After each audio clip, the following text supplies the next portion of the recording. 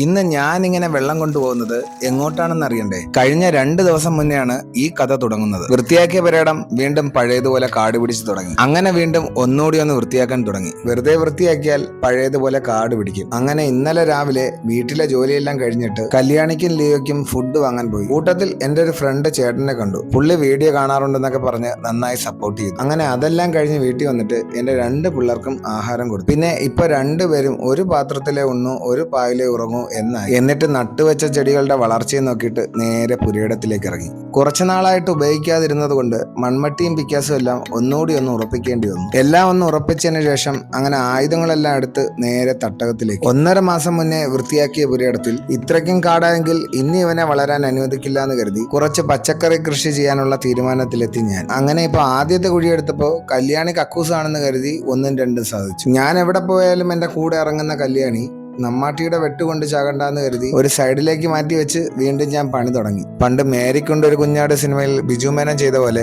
പെരേടത്തിന്റെ പാതി ഭാഗവും ഞാൻ അങ്ങനെ കുഴിയെടുത്ത് തീർത്തു. അല്ലെങ്കിലും ഞാൻ എന്തെങ്കിലും ചെയ്യുമ്പോൾ എവിടെയെങ്കിലും ഒരു തടസ്സം ഉണ്ടാവും. ഇത്തവണ അത് വെയിലായിരുന്നു. അങ്ങനെ ഒടുക്കത്തെ വെയിൽ കാരണം കുറച്ചു നേരം ഇരുന്നിട്ട് നേരെ കയ്യും കാലും കഴുകാൻ പോയി. ഇപ്പൊ സമയം ഏതാണ്ട് 2:30 ആയി കാണും. ഇനി വേണം ഉച്ചയ്ക്കുള്ള ഭക്ഷണം കഴിക്കാൻ. അങ്ങനെ ഞങ്ങളെല്ലാരും ഭക്ഷണം കഴിച്ച് ഞാൻ നേരെ തട്ടകത്തിലേക്ക് ഇറങ്ങി. ഇപ്പോ ആവശ്യത്തിനുള്ള കുഴിയെല്ലാം എടുത്തു കഴിഞ്ഞു. ഇനി വേണം കുറച്ച് വെള്ളം തെളിക്കാൻ. മണ്ണ് നന്നായിട്ടൊന്ന് നനഞ്ഞതിന് ശേഷം തൈകൾ വെക്കണം. അങ്ങനെ ഇപ്പോൾ സമയം ഏതാണ്ട് വൈകിട്ടായപ്പോഴേക്കും ഞാൻ കൊണ്ടുവച്ച വെണ്ടത്തൈകൾ ഇനി വേണം ഓരോന്നോരോന്നായി നടാൻ. ഈ തൈകൾ വെച്ച് പിടിപ്പിക്കുമ്പോൾ എനിക്ക് ആദ്യം ഓർമ്മ വരുന്നത് സ്കൂളിൽ പഠിക്കുന്ന സമയത്തുള്ള NCCയും എക്കോ ക്ലബും ഒക്കെയാണ്. അന്ന് NCCയുടെയും എക്കോ ക്ലബിന്റെയും പേരിൽ ഞങ്ങൾ ഓരോ ചെടികൾ വെച്ച് പിടിപ്പിച്ചിട്ടുണ്ടായിരുന്നു. അന്ന് മക്കളെ പോലെ നോക്കി വളർത്തിയ ചെടികൾ ഇന്നുണ്ടെങ്കിൽ ഏതാണ്ട് മരങ്ങളായി കാണും. ഇനി ആവശ്യത്തിന് വെള്ളവും വളമൊക്കെ കൊടുത്ത് മക്കളെ പോലെ ഇവരെ വളർത്തണം. അങ്ങനെ ഇപ്പോൾ ചെടികളെല്ലാം നട്ട് ലിയോനം കൂട്ടി നേരെ വീട്ടിലേക്ക്. ഇനി അങ്ങോട്ട് കാട് പിടിക്കുന്നതിന് പകരം ഓരോ തൈകൾ വെച്ച് പിടിപ്പിക്കണം. അപ്പോൾ ഇന്നത്തെ കഥ ഇങ്ങനെയൊക്കെയാണ്.